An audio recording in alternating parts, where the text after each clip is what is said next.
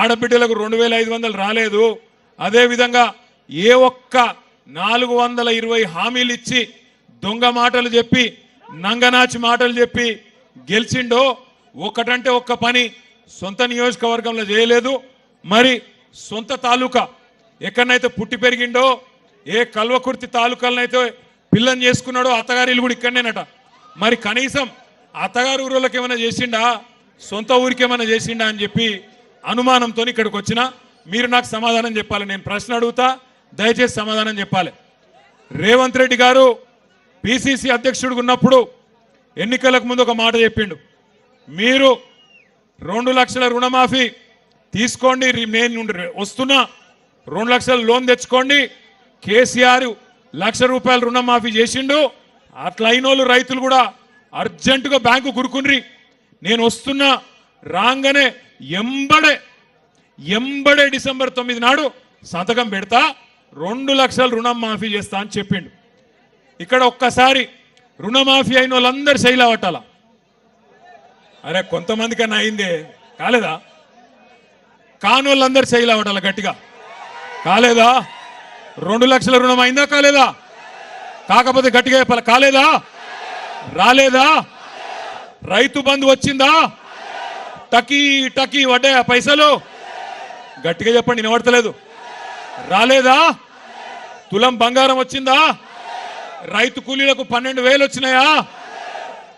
ఏమొచ్చింది మరి ఇప్పటికి? 14-15 నెలల ఏమాయ? కల్వకుర్తిలో రియల్ ఎస్టేట్ బాగున్నదా? అది కూడా వీకిందా? ఎందుకంటున్నా అంటే 1 కాదు 2 కాదు, ఇవాళ రాష్ట్రంలో గత 6 నెలల నుంచి అన్ని జిల్లాలు తిరుగుతున్నాం.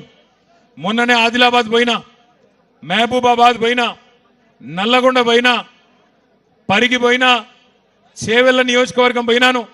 ఆఖరికి ముఖ్యమంత్రి రేవంత్ రెడ్డి సొంత నియోజకవర్గం కొడంగల్ పోయి ఈరోజు ఆమనగల్లుకు మీ కల్వకుర్తికి ఇవాళ ఇక్కడికి వచ్చినాం.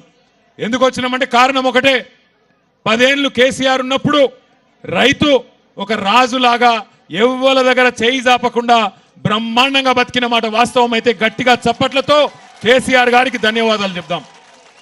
10 ఏళ్ళు మోటార్లు గాలలే, 10 ఏళ్ళు ట్రాన్స్ఫార్మర్లు వేలలే, 10 ఏళ్ళు మీరు ఎవరి దగ్గరకు పోయి అప్పులు అడిగే పరిస్థితి లేకుండే.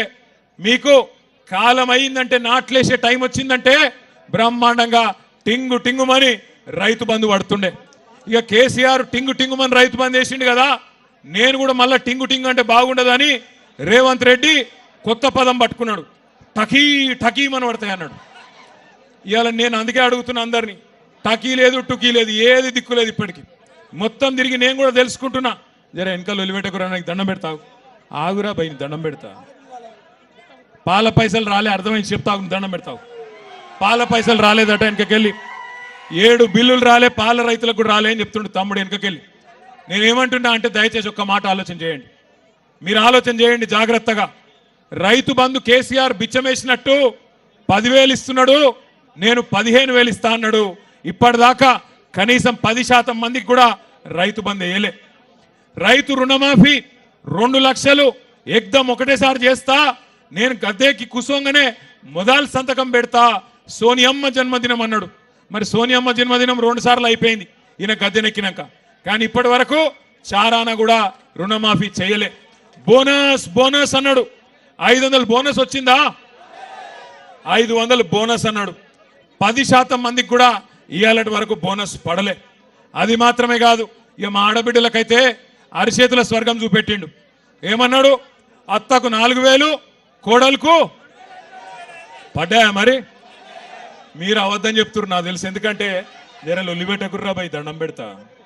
మీ చెవుల జోరిగా లెక్క మీరెక్కడ దొరికి రాగురి, మీరు అవద్దని చెప్తున్నారు. ఎందుకంటే రేవంత్ రెడ్డి రాష్ట్రం అంతా ఇచ్చినా ఇయ్యకపోయినా అత్తగారి ఇల్లు ఉంది కదా, లేకపోతే ఇంట్లో భార్య కూడా పోయేటది. మీకైతే ఇచ్చింటాడు, ఇచ్చిండా? 2,500 పడ్డాయా? టకీ టకీ లేదా? మరి ఎట్లా అయిపోయా? మరి అత్తగారు వాళ్ళకు కూడా ఈడెవడ నల్లుడు ఇవ్వాలి కదా. ఏం చెప్పిండు? ముసలోళ్ళకు 4,000, కేసీఆర్ ముసలవ్వకో ముసలయ్యకో ఇస్తున్నాడు, నేను ఇద్దరికి ఇస్తా. మీరు ఆడబిడ్డలందరికీ సోనియమ్మ చెప్పింది నెలకు 2,500 ఇస్తా అన్నాడు. 500 రూపాయలకు సిలిండర్ ఇస్తా అన్నాడు, ఇచ్చిండా? 200 యూనిట్ల కరెంటు ఫ్రీ అన్నాడు, వచ్చిందా? మరి 14-15 నెలలు ఏం చేసిండు? మరి 35 సార్లు ఢిల్లీ ఎక్కే విమానం దిగే విమానం తప్ప 35 పైసలు కూడా ఢిల్లీకి వెళ్ళి తెచ్చింది లేదు. మరి వాళ్ళ నేను మిమ్మల్ని ఆలోచించమని కోరేది ఒకటి, మీరందరూ రైతు బిడ్డలు, మీరందరూ వ్యవసాయ కుటుంబాలకు వెళ్ళి వచ్చిన రైతు బిడ్డలు.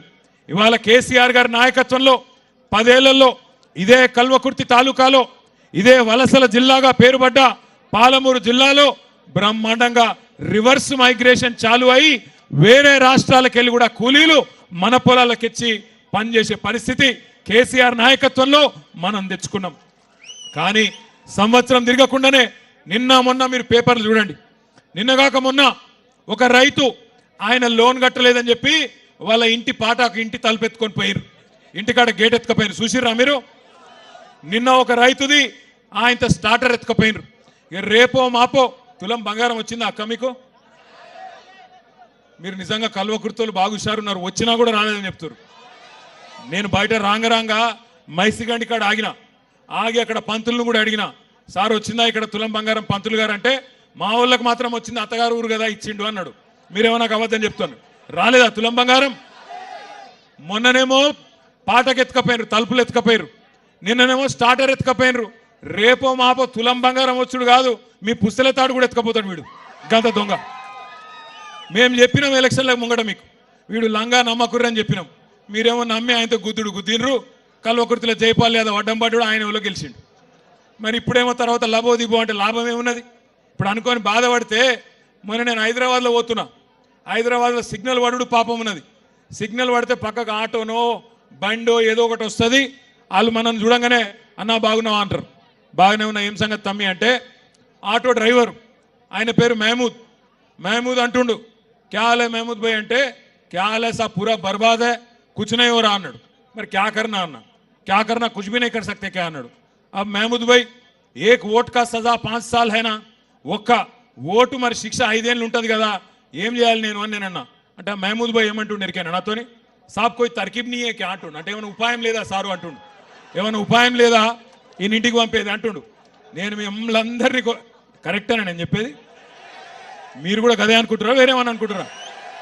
ఒక్కసారి కేసీఆర్ ఉన్నప్పుడు బాగుండే అంటే వాళ్ళు చేయలే అంటుర్రు. పక్కా ముచ్చట్నా ఇది కూడా? మళ్ళీ ఎలక్షన్ ముందు ముచ్చట్నేనా? పక్కానా ఈసారి? అర్థమైందా మొత్తం కాంగ్రెస్ మోసం, రేవంత్ రెడ్డి మోసం అందరికి అర్థమైందా? అత్తగారు ఊరోళ్ళకు కూడా అర్థమైందా? ఆఖరికి మంచిగానే ఉన్నది కథ. నేను మీ అందరినీ ప్రార్థించేది ఒకటే, ముఖ్యంగా రైతు బిడ్డల్ని. ఇవాళ ప్రపంచానికి అన్నం పెట్టే అన్నదాత రైతు. రైతుకు కులం ఉండదు, రైతుకు మతం ఉండదు.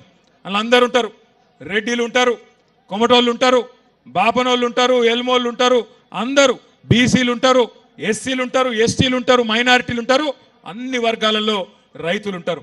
70 లక్షల మంది రైతులను కేసీఆర్ గారు కడుపులో పెట్టుకొని 10 ఏళ్ళు చూసుకున్నాడు. ఎవ్వరు మీరు అడగలే, దండం పెట్టలే, దరఖాస్తు పెట్టలే, ఎలక్షన్లలో ఓట్ల కోసం కేసీఆర్ గారు మాట ఇయ్యలే. మాట ఇయ్యకపోయినా మీకు 1 కాదు 2 కాదు 12 కాలాలు 12 సీజన్లలో 1 2 కాదు 73,000 కోట్ల రూపాయలు రైతుల ఖాతాల్లో వేసిన మొట్టమొదటి ముఖ్యమంత్రి భారతదేశంలో రైతు బంధు మన నాయకుడు కేసీఆర్. ఒక రైతు చచ్చిపోతే ఆ రైతు కుటుంబం రోడ్డు మీద పడద్దు, ఆగం కావద్దు అని ఆలోచించి, బువ్వ పెట్టే రైతు కుటుంబం ఆగం కావద్దని ఆలోచన చేసి, రైతు చచ్చిపోతే మొట్టమొదటిసారి స్వతంత్ర భారతదేశంలో 5 లక్షల రైతు బీమా ప్రవేశపెట్టిన నాయకుడు కేసీఆర్. అదే విధంగా ఒక ఆడబిడ్డ లగ్గం చేసుకుంటే ఆ ఆడబిడ్డ లగ్గానికి మేనమామలు కూడా ఇవాళ రేపు సాయం చేస్తలేరు. అట్లాంటిది కేసీఆర్ గారు 1,00,000 రూపాయలు కళ్యాణ లక్ష్మి పేరుతో, షాదీ ముబారక్ పేరుతో మీకు ఆనాడు కానుకగా అందించిండు. ఇట్లా 1 కాదు 2 కాదు 200 రూపాయలు ఉన్న పెన్షన్ కేసీఆర్ గారు 10 రెట్లు పెంచి 2,000 రూపాయలు చేసిండు.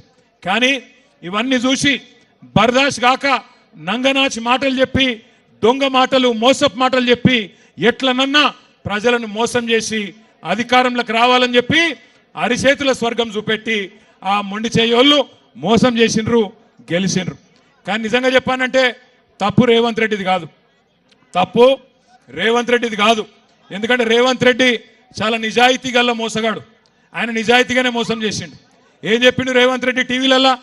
ప్రజలు మోసపోవాలనే కోరుకుంటారు, చూసిరా మీరు లేదా? అది మోసపోవాలని కోరుకుంటారు ప్రజలు, మోసగాళ్ళని నమ్ముతారు, అందుకే మేము మోసం చేస్తూనే ఉంటాం అని చెప్పిండు.